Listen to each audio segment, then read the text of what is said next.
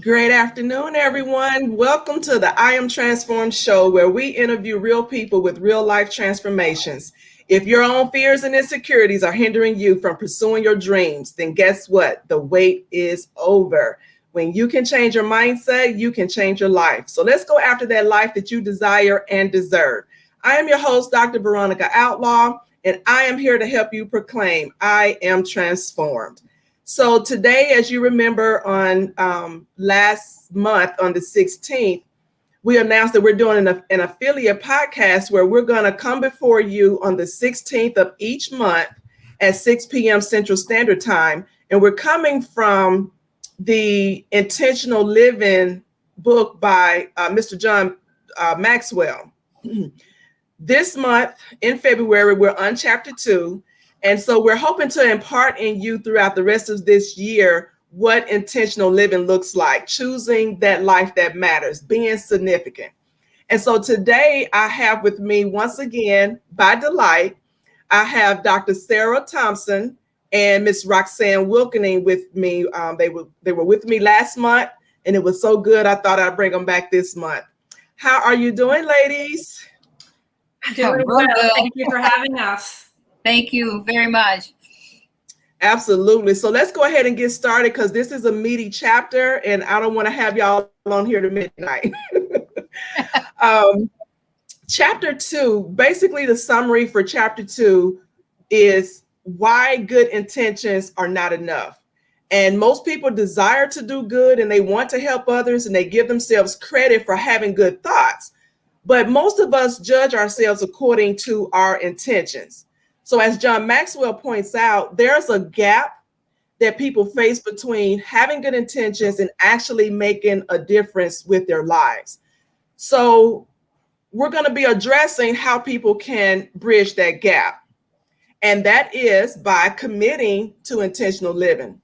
And we hope that throughout this year, you'll get some nuggets on how to actually do that. People who embrace intentional living move from a life of observation and wishing into a life of action and doing. That's the big difference, wishing and actually doing. And so this can be uncomfortable for some people because deep down, they don't believe that their life can make a difference. And I was one of those people. We're going to be very transparent in this conversation today because, just because we're on this podcast doesn't mean we're perfect. We're learning and we're doing every single day. Every life has a purpose and every life can make a difference. So if we can embrace the lessons of intentional living, we'll be one step ahead. So let's discuss today about what we're going to discuss today is going to prove to be challenging because it not only is about a call to action, but a call to commitment. And those are two different things. We can always raise our hand and say what we're going to do, but once we actually commit to it, that's where the difference matters. So there's a wide gap of wanting to live a certain way and then actually living that way. So if you remember the overall purpose, again, of us going through this series for the next 10 months on intentional living is to encourage people towards just that, living intentionally. We want to help everyone see the distinction between a life of good intentions and a life of intentional living. So today we're going to talk about 3 goals.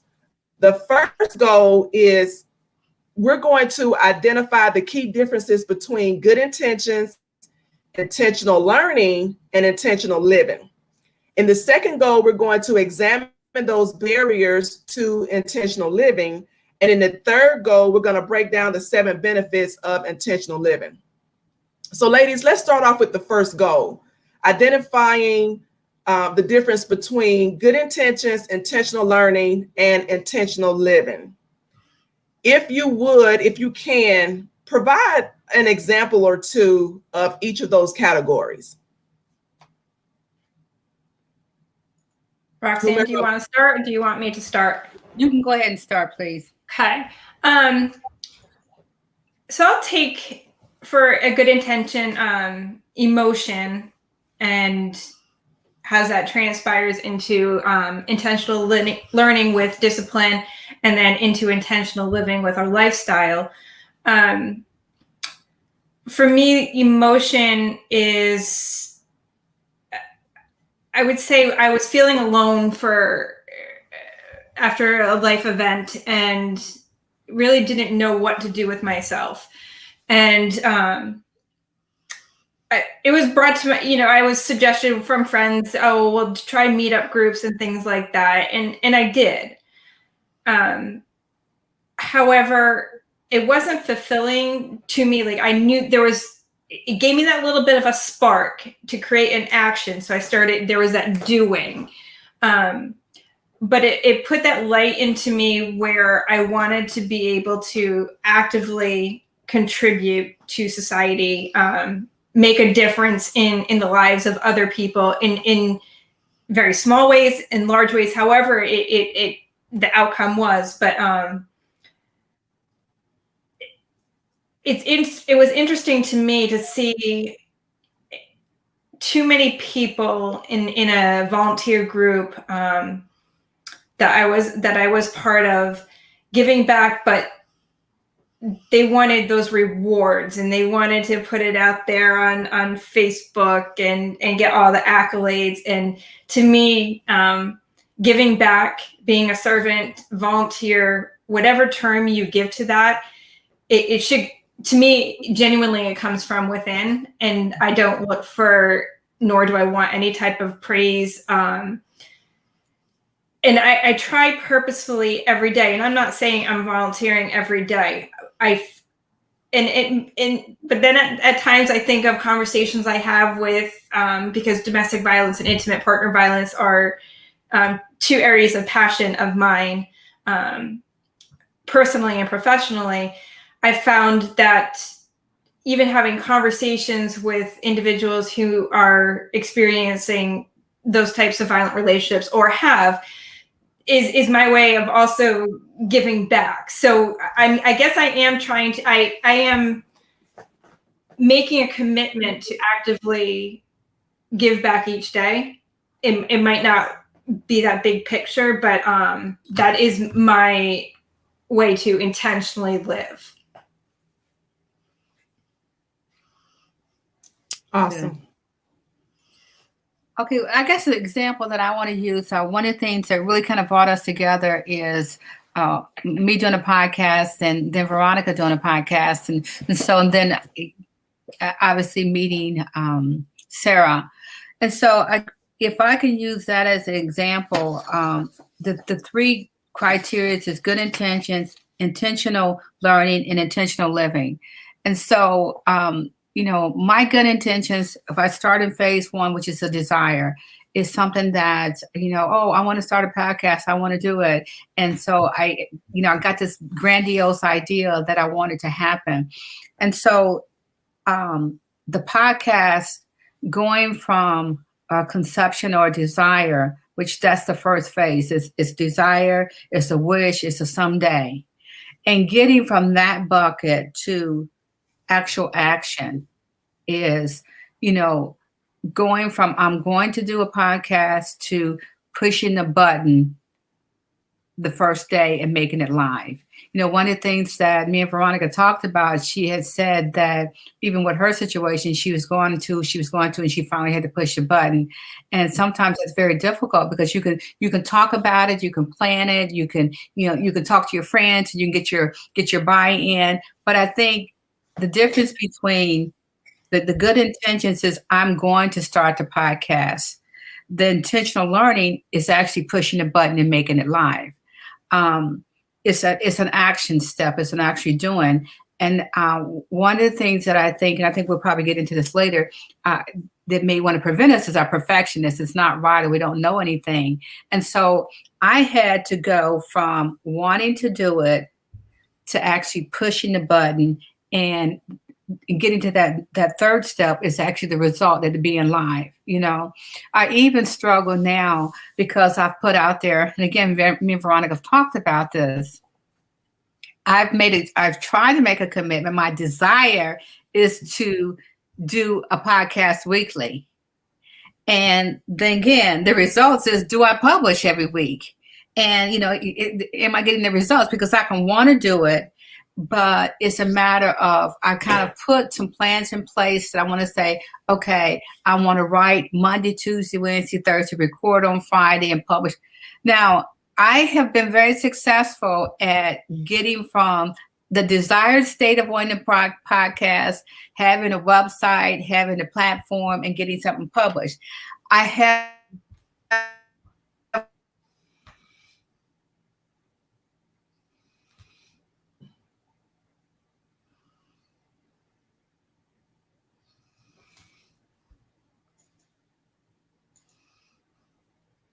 I don't know if she's frozen. Yeah. She's frozen on your end, Sarah? Yeah. Okay. She may be about to get bumped out again. have not been sick. Last 2 weeks, it is going from good. She's bumped out. No. There on my back. Yeah. That's your intentional living. Yes. Oh, she's frozen. She's frozen All of a again. sudden, I Oh, no. you guys, I got a snowstorm going on. Yeah. I'm back. I can see you guys. We hear you now. Yeah. Can you see me? Okay. I'm in the middle of a snowstorm, so I might have some bad connection. So basically, for me, if I use my podcast as an example, is the good intentions of wanting to do it. The intentional learning is actually putting into action. And the third one is the results, and that's pushing a button and publishing and getting episodes. That's an actual example that I want you guys to, I want our listeners to see, for me, those three buckets. And it's very real to me right now. I think a great example that I can give that most people may resonate with is I was on a prayer call last night or night before, and one of the things we interceded on was praying for those, especially during this ice storm and snowstorm, praying for those who are displaced or homeless.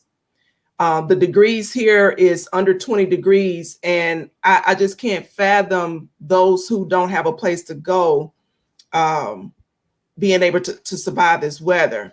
And so one of the good intentions we talked about is somebody should. Somebody should. Somebody who has a mansion, somebody who has a lot of money, the government should, different churches should. We all can relate to seeing a need and saying somebody should do something. Mm-hmm. Well, the intentional learning part is that person who raises their hand and say, I will do X, Y, Z. I will take this person in. I will give food to the shelter, whatever that case is. Yeah. But even in raising your hand and having those good intentions, if you don't do anything, it doesn't help the homeless. It doesn't feed them. It doesn't keep them warm. So the intentional living category comes when I say, I'm going to get up and I'm going to do, I do. And that would be physically going and picking someone up, taking them to a shelter or to a church, or physically fixing the meals or buying meals and taking to those who don't have. So good intentions, somebody should do X, Y, Z. Intentional learning, we raise our hand and say, I will do X, Y, Z. But being intentional and getting significant results is when we actually commit and take action and do. I think that's the key. I think those, as we look through the list they had in the book, picking out those three words from the first column, it's about desire, it's about wish, it's about someday. And when you begin to use those words, that's when you can recognize that you're in a good intention bucket. And then when you move from there to the intentional, where you have action, you have purpose, you have strategy, you have discipline, that's transitioning from one bucket to the next bucket. And then the final thing would be, your actual results, the fulfillment. And I think it's understanding which bucket you're in to be able to identify where you are in your situation.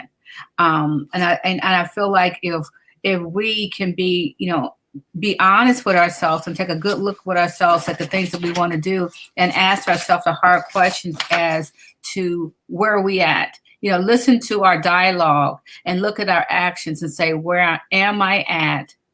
in this particular phase to help me to be honest and even have an accountability. Like me and Veronica have said that we're going to start holding each other accountable and establishing milestones and establishing goals to make us shouldn't say verify, but to make us to be accountable for whatever phase that we're in, or just be honest with ourselves and say, I'm not ready. I'm just not ready to move on. It's still a talk phase for me. Right. And it's possible, like with the good intentions, because good intentions can lead to that result goal of intentional living, whatever the purpose is. But it also could be that task, problem, focus area is too big for one person. Mm-hmm. And maybe it needs to be broken down into smaller pieces so that we do move from good intentions to intentional learning and then into intentional living. I think that's a problem that many people have. They'll find themselves with this huge idea, and it could be remarkable, but if it's too big to work on as one person, it's just like in the clinical world, that goal will just not come to fruition. Exactly. You'll become overwhelmed, deflated, and move on to something else. Exactly. And one of the things I want, before we go on, I want to point out, I know, Sarah, you'll be able to identify this. One of the things that we worked at in coaching is readiness for change. Mm-hmm. There's a readiness for change model that you can go through. And I think that if you have a situation and you're trying to determine where you at, whether what level you are, sometimes it is good maybe to team up with a life coach to help you to identify, are you ready for change? Because there is a model that talks about readiness for change. It tells you based on what you're doing, what stages you're in. So it's a little, that's a whole nother subject we maybe can talk on, because that's a huge important model. Yeah. I can see pre-contemplation aligning really well with the good intention. Yeah. Right. Exactly. Yeah. Well, just so y'all know, I wrote that down so we can talk about it. Oh, yeah. I mean, that motto, that's a wonderful motto. And it's so applicable to all facets of life. Exactly. For sure. Exactly. Yeah, that's, if I would go back and I want to do a workshop, one of those things that's on my to-do list. Maybe that's my intent or my desire. Right. Is to really get some certification in the readiness for change model. Okay. Well, I'll get with both of y'all and we'll have a podcast just talking about that. Okay. So I got it written down. So why do we hesitate to commit to action? For me personally, I think that the ideas that I've had that either took me a long time to get to and take that action, or I just have not taken action on, self-esteem, and that's a huge one. But then also imposter syndrome. I spoke about that a few months ago. It's real. For me, it has affected me almost my entire life, of not feeling adequate and not sure if I knew my stuff, even though I knew it. I think that's a huge piece. And then also, people often don't know where to start. Mm-hmm. They'll see a problem area, and we can use homelessness. Most individuals within our nation know that there is a problem with homelessness. And then there will be a portion who want to help with that problem, but they don't know what to do. What is the first step? How do we do that? And I think that contributes to many of us putting off the completion of a task because we just don't know what to do. Similar to what? I'm sorry, I didn't mean to interrupt. No, go ahead. Well, I think also I've been listening to a lot of Brene Brown, and she's a vulnerability lady. And I really think that vulnerability fear and shame is a huge personal inner dialogue that hinders us for taking personal steps. I think sometimes when you look at homelessness and you look at global issues, I think sometimes we have a mentality somebody else is going to do it. And so therefore you don't feel a sense of urgency. But I think when it comes to personal, individual goals and aspirations, it's about being vulnerable, making yourself vulnerable. It's about maybe shame that something that you have within you. So I really think just even through this whole past 4 years, for me, I thought someone else was taking on some of our huge political, the homelessness, the Me Too movement, all those things that's going on around the world. I thought it was somebody else's issue and somebody else was doing it. I voted and I thought that was enough, but really it is about the global issues is about getting involved. And we I think sometimes assume that somebody else is doing it or somebody else is passionate, and we don't realize just even one small thing we do makes a difference. It's a part of the butterfly effect. And I think understanding that piece on global issues would be important. And also on personal issues, if we understand vulnerability, we understand shame, we understand our own negative self-talk, that would help us move forward. I like how you said that we tend to think somebody else is doing it. However, if we change our mindset to say, no matter how many other people are doing it, if I can contribute my part, then I've done my part. Because, the thousands of people that might be doing it in DC may not touch the people in Indiana or Mississippi or South Carolina. And so our presence, we have an audience. And I think that that's important to know, that we shouldn't be worried about, how many other people are doing it or whether or not somebody else is doing it. So that was a great point. Let's go to goal questions number 2, where we talk about examining barriers that keep us from intentional living. So again, we're talking about, if you want to make a difference, you have to remove the barriers and the excuses. And some of these barriers could be your upbringing, negative attitude, negative relationships, not reading. We know how reading is fundamental, very important. Could just be for a lack of not trying, a lack of personal growth or development.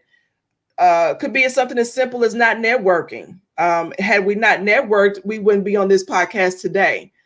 A lack of personal planning for growth, lack of goals, lack of initiative, not willing to sacrifice, no direction. I mean, the list goes on and on and on.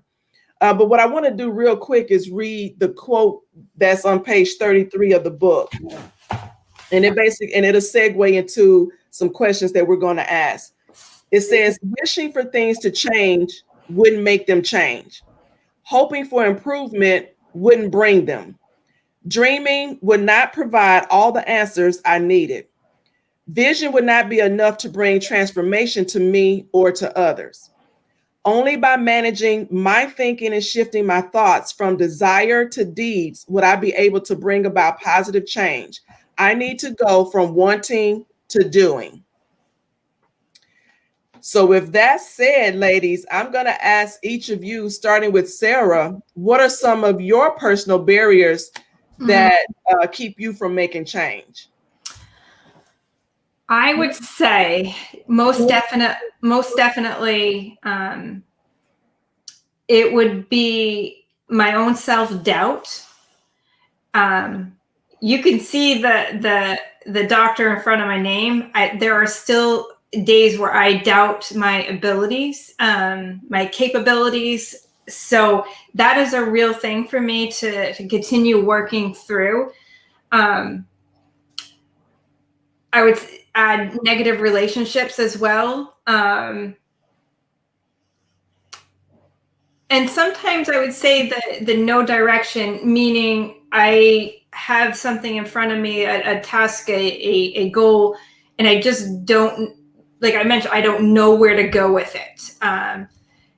I think about the conversations we've had about domestic violence and intimate partner violence, and then I'm working on a course on healthy relationships, and I'm like, all right, I can take that and go somewhere with it. And I'm like, so all these ideas, but I'm still don't have that direction. And it could be that I need to sit and reflect a little bit more and know what my ultimate purpose would be for that. And that could be my block. But most definitely, and it's that imposter syndrome, it really has challenged me at times and has prevented me from sharing my insights because I was too afraid to open my mouth. Yeah. Some days now it's hard to get me to close my mouth, but because I just continue talking. But that imposter syndrome is very real. And it for me, it's not just men. It's women who maybe have been in the profession longer than I, or hold different degrees, or they carry themselves in a different way. And I almost become numb. Like I don't know what to do. And I'm frozen like this little statue. That confidence. Yeah.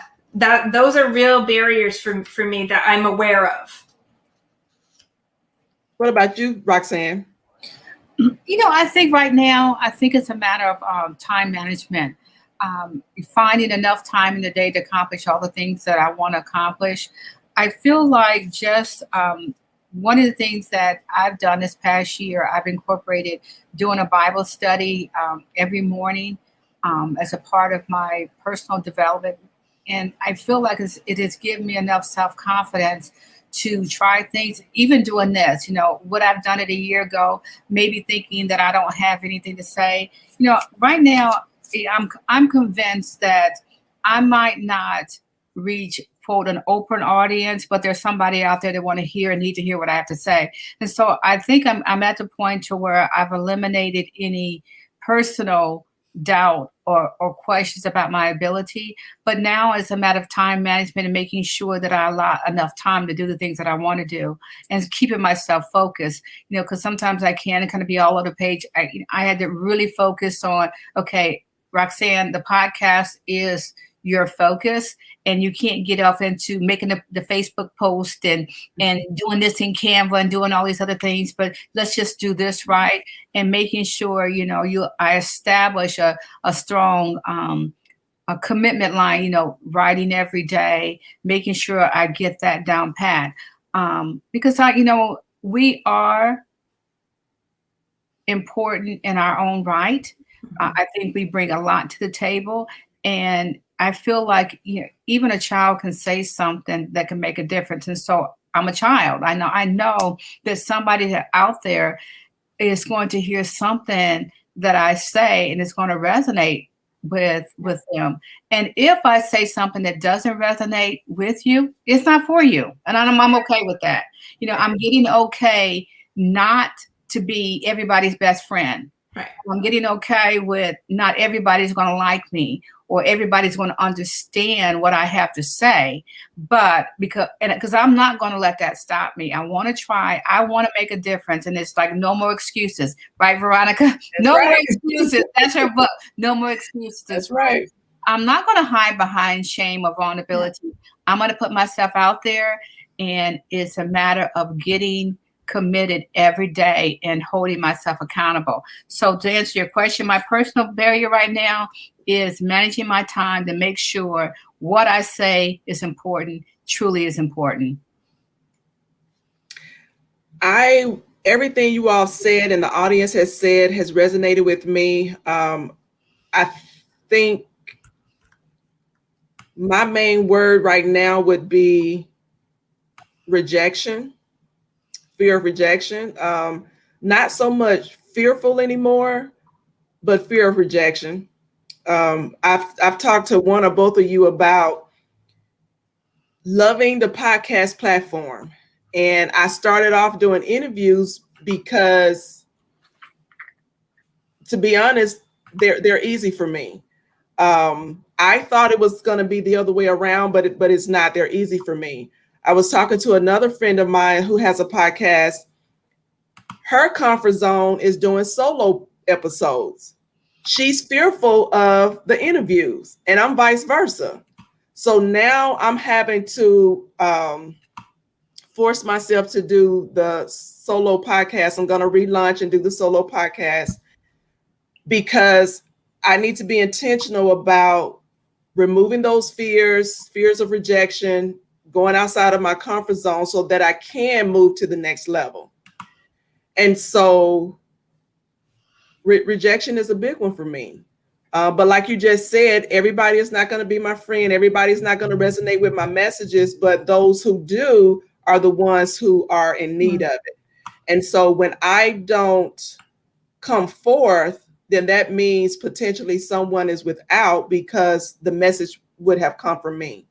So I'm having to say that to myself every day so that I can show up with purpose and on purpose. I think it's important too. One of the things, again, I'm an app person. I get up my phone and I got everything in here, and I get up every morning, do the Bible study, and I also have this gratitude app. And I'll tell you, that little bitty app is made a difference because what it does is every day I have to say what I'm grateful for, and then it gives me affirmations that I say every day. I think what we say to ourselves, that conversation we are having with ourselves, that dialogue that we're having is what makes a difference. And I have these things that I read day by day, in every way I'm getting better. I have a job that I love, and I enjoy going to work. I am committed to Shedding the Weight podcast, and I know I'm making a difference in my life and the lives of others. I begin to say this stuff every single day on this. You can see this app. I say this stuff every single day, and I'm starting to believe it. I'm better. I was starting to believe it. I think that's what we got to do. I think we have to get in the habit of stop saying I'm fearful. I'm not afraid. Yeah. Greater than he that's in me than he that's in the world. I'm not afraid. I'm a conqueror. And I say those words with authority. Because please, who am I? Right. Y'all don't let me start preaching up in here. No, but you're right, because one of the manifesting devotions that I do says, what you say out of your mouth, you become. So right. When you say, something as innocent as saying, oh my gosh, I'm so tired. I really feel tired when I say I'm tired. So what you put out there is what you become. And so I'm with you on that. Start speaking those things as if they were, and believe it. So, and I, one of the things, the exercises I had to do with one of my studies is I had to, when you do a weight loss program, one of the things I do, they have you go a week and you write down everything you put in your mouth. Well, this exercise I had to write down all of my thoughts. It was a thought exercise. And I cannot believe little things that you don't think that are impacting your day. It's like, oh, my hair's a mess. Oh man, this shirt don't look good on me. Oh, why did I put this makeup on? Oh, that's negative. That's pounds and, little bitty words, inches by inches. That's negative self-talk. And you need to say whether my hair is curly, straight, or kinky. You know what? I love it. Whether my makeup is on, I love it. I love who I am. I love what I stand for. I love what I'm going to be. We have to start speaking that level of positivity into our life. And each day we need to just start, monitor what you're saying to yourself.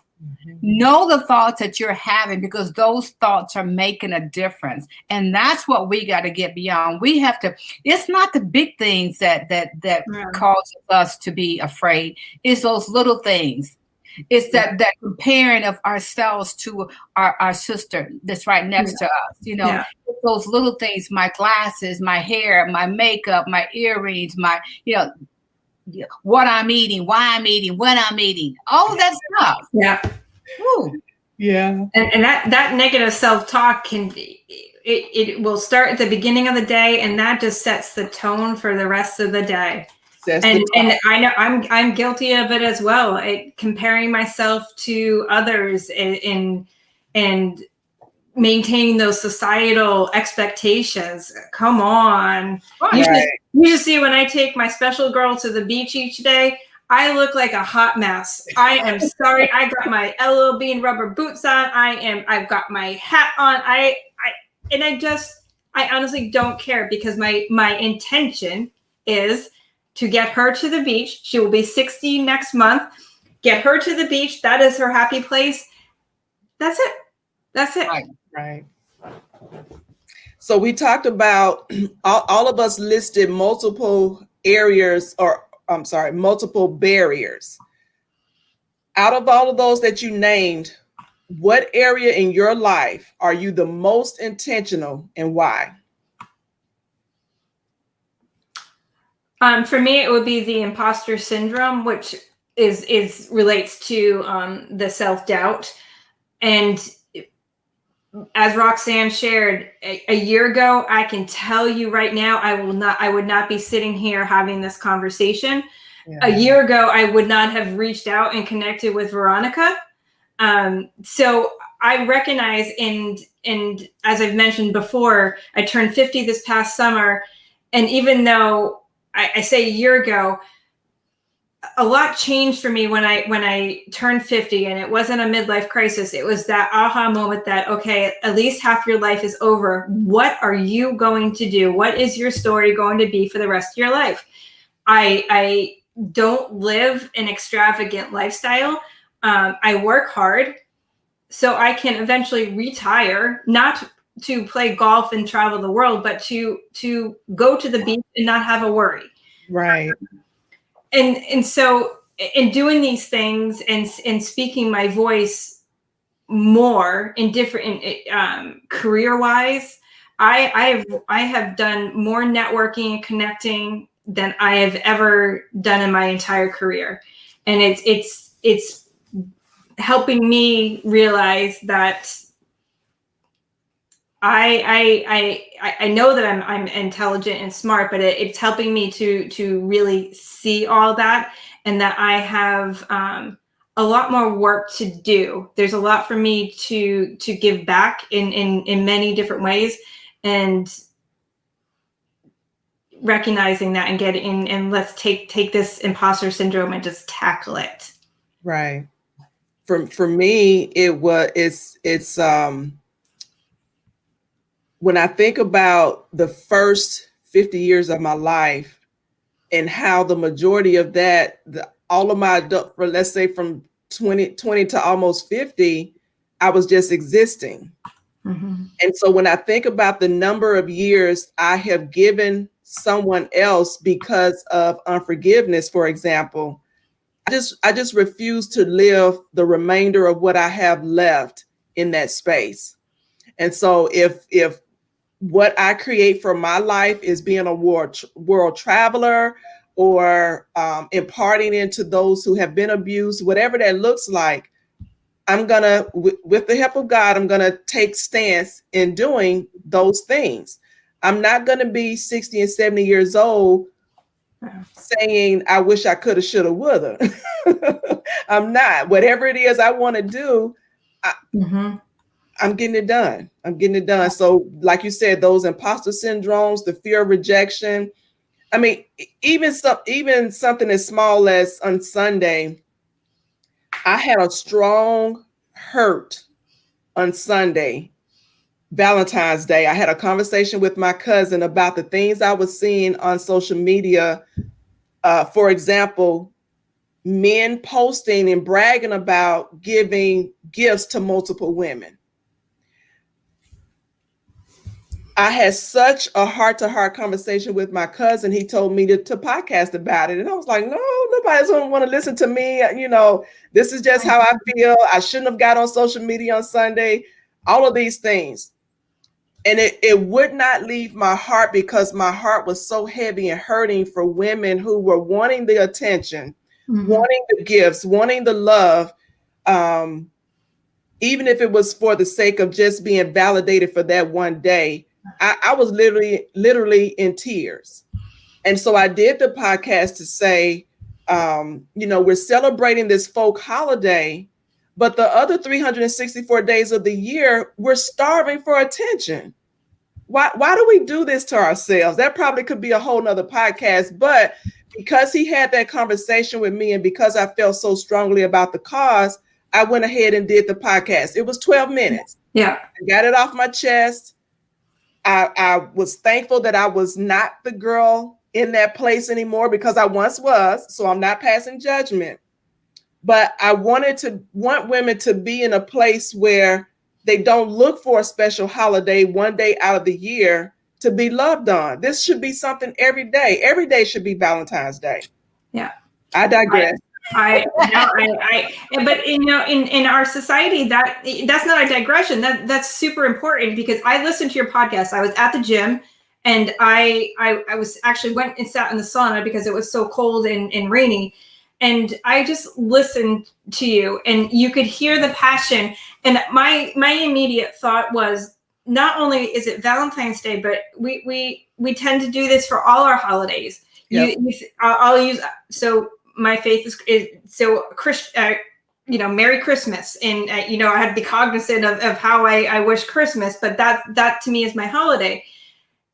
And then you see parents going all out and buying these gifts, or that's when attention's given to those who are less fortunate. That's nice. That is a good gesture. The rest 364 days of the year, same thing with Thanksgiving. Right. A turkey meal, that is fantastic. That helps them right then and there. But again, our food cupboards and food pantries are hurting right now because of COVID. Right. I'm getting off on a tangent, but with the unemployment rate with COVID, and I forgot what the number was, but it was like 3 or 4 times the amount of people that were servicing and needing the help of a food pantry, food cupboard. It's quadrupled just because of what's happened with our pandemic. So we all need to take action throughout the entire year. And it can be a simple thing. It does not, throw an extra can of green beans into your carriage as you food shop. Right. And, make those donations. But yeah, so you started, and I'm going off on this tangent, but it's so important. Yeah. I mean, it's all about being intentional. So it's timely. Yeah. Well, what I want to pose before we go to goal number 3, put a rhetorical question out there to the audience. As we shift our thoughts from desire to deeds, it can help us embrace an intentional lifestyle. So think about some ways that you can make a shift from desire to an actual action. Think about what areas in your life that cries out the most for change for you and why. Deep question. Deep question. So let's go to goal number 3, where we break down the 7 benefits of intentional living. I'm going to take 2. Sarah's going to take 2. Roxanne's going to take 2. And we're all going to comment on the last one. So 7 benefits of intentional living. And the first being that with intentional living, you're prompted to ask yourself, what is significant in my life? And I'll put that in the comments so that we have it.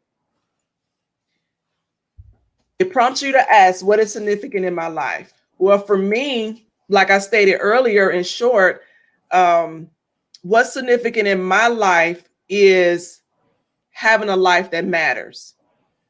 I just believe it would be such a shame to be on earth and the precious life that God has given us, we do nothing with it.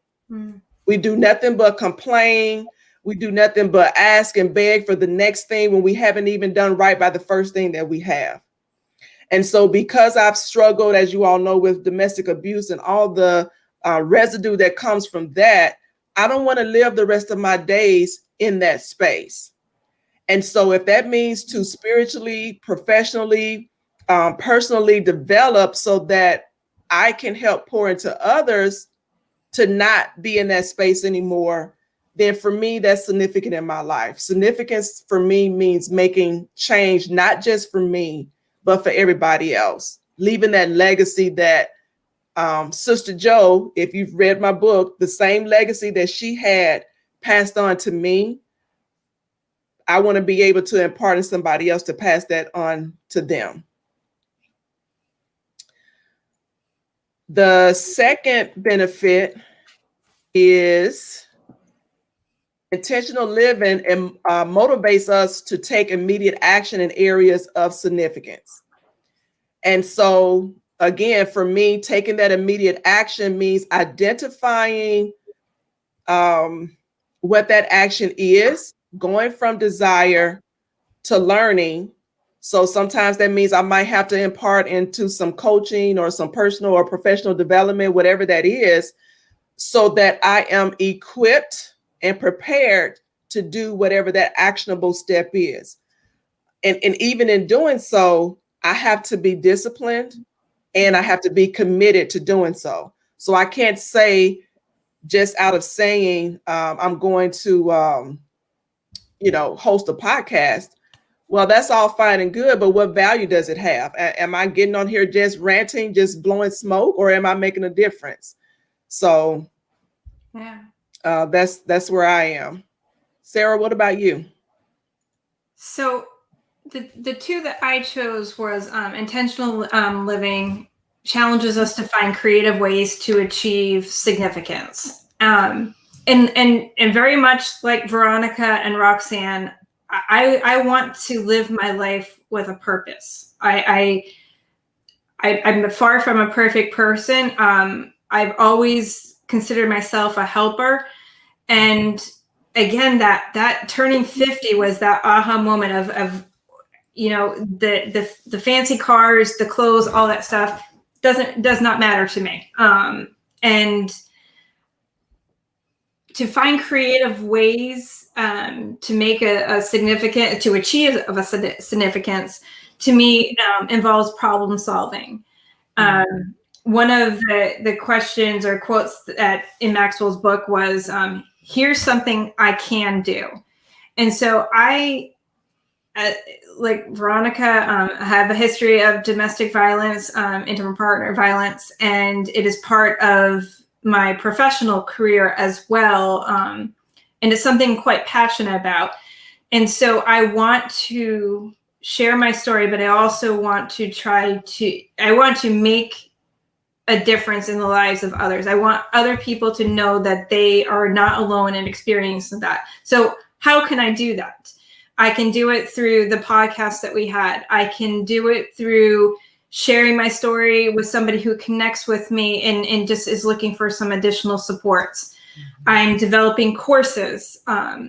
Every opportunity in the degree that I'm working on to develop courses, it is related to healthy relationships, domestic violence.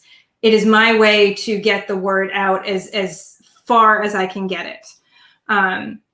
So I think it just involves that little bit of problem solving in how we can, and it might be breaking down the goal to get that, to achieve the end product, whatever it is that we're looking for. And intentional living energizes us to give our best effort to do significant acts. As when I am excited and passionate about something, I get louder and louder. And my hands, you can't see me because I'm short, but my hands are moving all over the place. And that is the sure sign that Sarah's got, like she's on fire right now. So when something is important to me, it fuels me, it energizes me, and that is my drive to see the all the way to the end. So I like to shoot high for goals. Again, I want to make goals achievable. I've been there where I've set a goal and even weight loss, and it was just too big, and I was like, all right, I'm done. I can't do this or whatever. I needed to break it down. So it is doable. but I like to set a lot of goals for myself, and then I need to think about how realistic is it for me. So now it's thinking of, I'm writing a manuscript. I got over myself, and then I submitted it, and then I got that email back. Would you consider expanding upon this? And it wasn't that rejection, and I didn't take it to heart, but I was like, it took me a while just to hit that send button, because I'm like, after even writing the dissertation, I'm like, Right. why would I have a problem writing? Well, then I found myself having a problem writing. Right. So getting rid of those little bit of a blockers, but finding what your passion area is. Certainly for me, that's my driving force. If I'm not invested in something, then I'm probably not going to work on that. Roxanne. Well, hello. Miss Veronica is gone right now. She'll be back. What's the storm that I'm having? Yeah. Oh, here she goes. Here she comes. There you go. Before I go to you, Roxanne, we've got a comment that says, if we realize that every day is important, we need to learn that every second in our life is important and to dedicate ourselves to give our best in all that we do. We are not guaranteed the next second, so our best is to be given at all times. Every second, every day, every year is important value. Then, is important. And I agree. Operating in the spirit of excellence, how can you go wrong?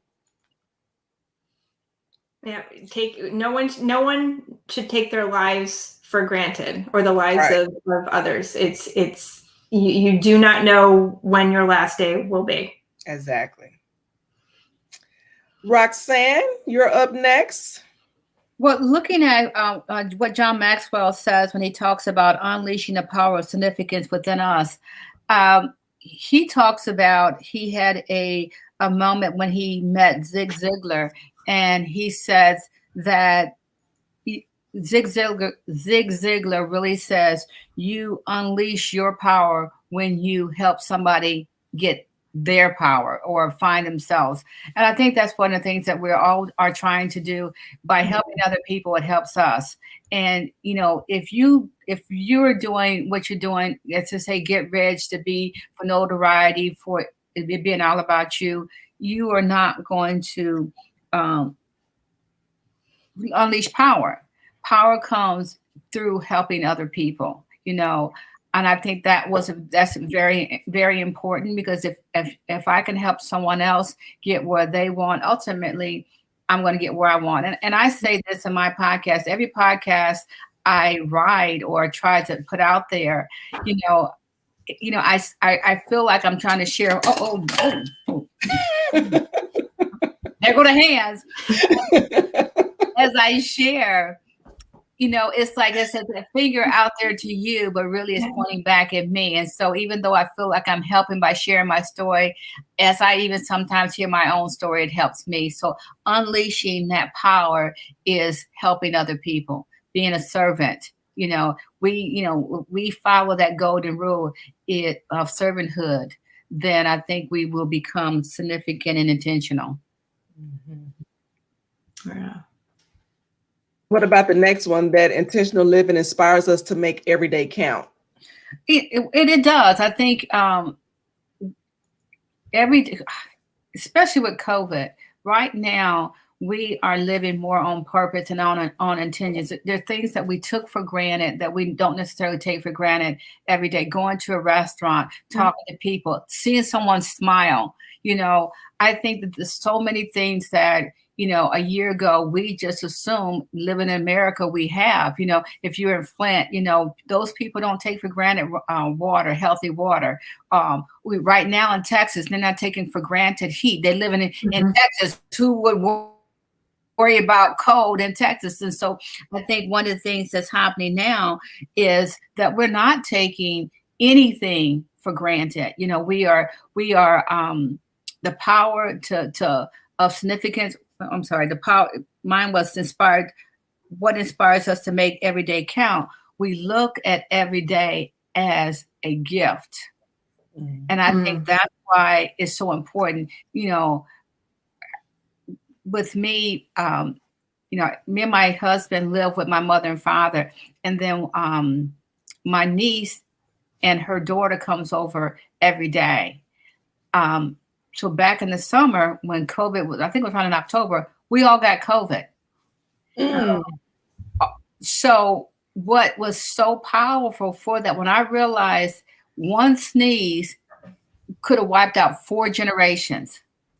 And there is families that are out there that have lost, a whole, 5 and 6 people at one time. And so we got to make every day count, because a sneeze could cause you to lose 5 generations. Yeah. That's powerful. Right. It's really about the please and thank you. Roxanne, I'm glad you don't get that just on Valentine's Day. I know. Oh, honey, he gives me. I tell you, I see this in one of my posts. Every day I get up, and when I get ready to go to work, I go over and I speak to my dad, and I speak to my dad, and I look at my mom, and my dad says every day, "Have a good day." And then I come out, and my husband, every single day, he gets up and he walks me out to the car. He opens my car door. He puts me in. He kisses me, and he tells me he loves me every day, And so I still get, 10 years later, I still get my car door open. I still feel like, he says, we were talking the other day, he says, well, you said you wanted somebody into you. And I'm like, oh yeah. And so those are the little things that sometimes you just, 10 years later, sometimes you do take for granted. But COVID has really made me appreciate the please and thank you, to open up the car doors, the seeing my mom and dad, my dog, my dog Bear. When I see the picture of your dog, and those things mean so much. And so, every day counts for me. Every day counts. I want each of us to give a brief statement on the last, and I tried to type it in where it was a bulleted point, but it didn't take it. But if each of us would chime in on the last benefit of intentional living, which says intentional living encourages us to finish well.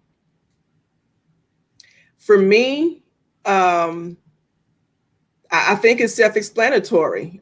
When you work in the spirit of excellence, when you're doing things with a selfless heart, you can't help but finish well.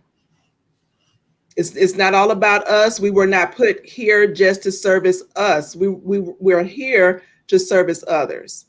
And how dare we have gifts or talents that we don't share with others to help move them to the next level.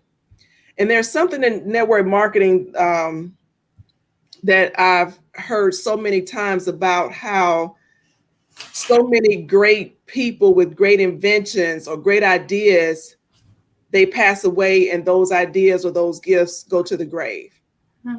We'll never know about them. So true.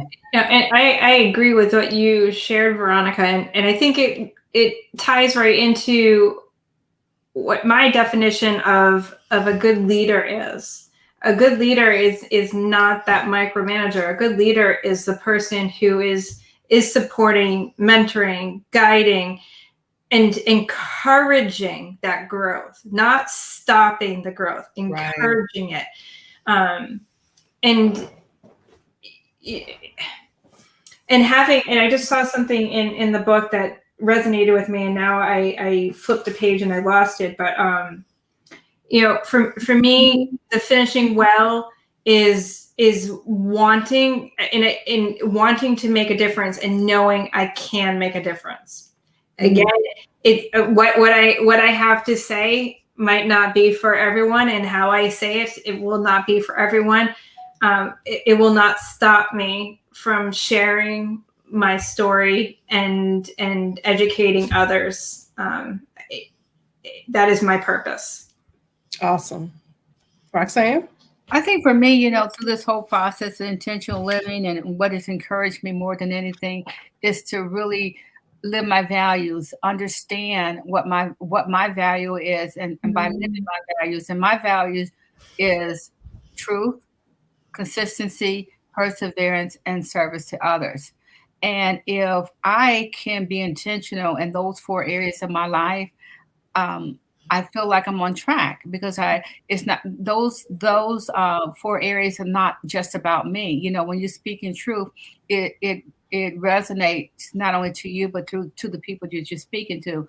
And when you're consistent, it shows accountability, and it shows that people can rely on me or depend on me. And persistence says that, you know, I'm in there for the long haul. And acts of service says I'm willing to do it. I'm willing to be there with you. I'm willing to hold your hand. I'm willing to just walk the trenches. And so through this whole intentional living, my focus is to live my values and be around people that hold me accountable to my values. You know, that's what it's all about. That's how I want to finish for. That's how I want to encourage people to know who you are and live who you are.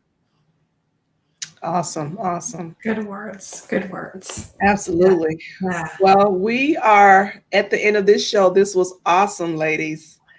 We're going to do it again next month. We're going to do it again next month on the 16th at 6 p.m. Central Standard Time. And we're still coming from Intentional Living from John Maxwell. But next month, we're going to talk about chapter 3, Start Small, but Believe Big. I'm excited about this one. Right. So are there any closing remarks? Well, I would encourage people that are listening, really do get the book so you can go along with us. Don't let it be just our stories. Allow it to be your story also. So I encourage you to get the book, either go to the library, download it on your Kindle. You know, it is a very good book, and it has some good nuggets. We are not able to share everything, and we're sharing our stories, but we want you as a community to be part of the story and walk this journey with us. And so my encouragement to our audience is to be a part. We're going to be here all year. And so we are going to do this, and we want to make a difference. And we encourage you to just, if there's something that we want to, if you want to hear or want us to cover or even to elaborate on, we encourage you. Veronica, I think your address is on here. They can always send you an email or a text or however we need to get the comments and the feedback, because this is about you guys. We're trying to help. We're helping each other. We appreciate each other, but definitely we want this to be a support for our community, and we can support you by knowing what your needs are. I like that you said that, because you are absolutely right. That's what this is all about. Intentional living, intentional support. You know, it's not just about what we are bringing to the table, but I do want to service what your needs are as an audience. And in order to do that, I need the feedback. So I'm open to any feedback. Anybody who wants to be part of this show on this topic for the rest of the year, just let me know. And you're gonna be in some great hands. Sarah? Yeah, I would my final remark would be believe and believe in yourself, believe in your intentions, because there is a lot that we each can do individually. And then even if we're focused on one small area, the more people start to focus, the more work that's being done. Awesome. I think the last thing that I would say is to take action. Stop dreaming, start taking action, and start giving results, those significant results that matter. Leave a legacy. When you do that, no matter what that thing is for you, you end up leaving a legacy. Life is more than existing. For some of us, it took 50 years to figure that out. And I can say that because I'm one. Second. That's okay. I get to start over. And you know what? I get to start over the way I want. Yep. And I ask God daily for what his will is for my life. And I have surrendered to his will and his plan. And I get to do it differently. And I'm excited about that. And you get to write it. Yep, Yeah. exactly. I get to write my story. So Pam says, is the vision board class open for everyone? Well, Pam, we can. Roxanne and I talked about doing a vision board, which I think is so important. I think that's a podcast within itself, but we'll have a mastermind class with vision board where you, we're writing down or it'll be digital, but we're putting down those things that we desire. What you manifest, you pray over, I think you can have, whether that's negative or positive. Like I said earlier, if you're always talking about you're tired, you're going to be tired. Mm-hmm. So it's all about the positivity that you want in your life. And that vision board is going to help us get clear on setting those goals, taking those practical, actionable steps to reach those goals, and we can have them. But again, you have to be intentional, So because Roxanne brought it up to me, let me catch the ball. I am open to helping. Definitely invite you, Sarah, if you want to partake in this. We'll figure out how to do it, when to do it, and all of that. But yes, we'll open it up, Pam. Thank you for watching.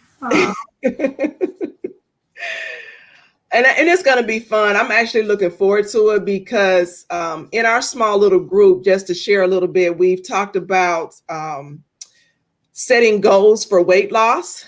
And Sarah and Roxanne are health coaches, so they know way more than me in the area. But I'm one of the participants in taking the bull by the horns and doing what I need to do to make some lifestyle changes, not diets. So I have cholesterol levels that I need to get down. I have weight that I need to get down. And I'm going to be intentional about that because I have a 2-year-old grandson that he doesn't care whether or not I'm tired, so I want to be around for him. And I don't want the excuse of my knees hurt, my ankles hurt, whatever hurt to keep me from enjoying life with him. And so we're talking about our fitness, health and fitness. We're talking about becoming debt-free and saving money. And since we started this in January, I paid off one bill. And so I have written down the number that it will take me to be debt-free by the end of the year. I haven't shared that yet. But I'm being very intentional about that. I'm being very intentional about looking for different ways on getting income to pour towards that debt. And because my one salary paid once a month is not going to do it. And so we've got to do extra. But after the end of the year, I'm putting out in the atmosphere that I will be debt free. I'm going to have the financial, the time, and the personal freedom that I so desire and deserve. And I'm not going to apologize for that. Nor you do. What else are we doing? The weight loss, the debt, and are we doing something else? Veronica, could you post the name of our groups, our Facebook groups, so people that want encouragement, they can join into our groups to see the different things we're posting. I know I post every day on the areas that to help encourage people. So that would be good if they know what groups that are out there for them on Facebook. I will. Let me address Pam. She says that she has one, but life happened and it bothers her that she didn't finish the task last month. Let me say this, Pam, life is going to happen. Mm-hmm. And so give yourself grace. I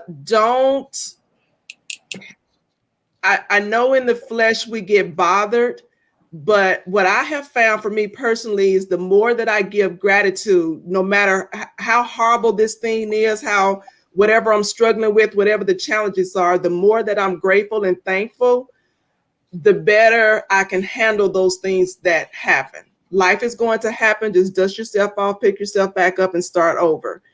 The beauty of it is you're grateful that you have another day to start over. Yeah. So it's not the end of the world. Don't beat yourself up if something gets in the way.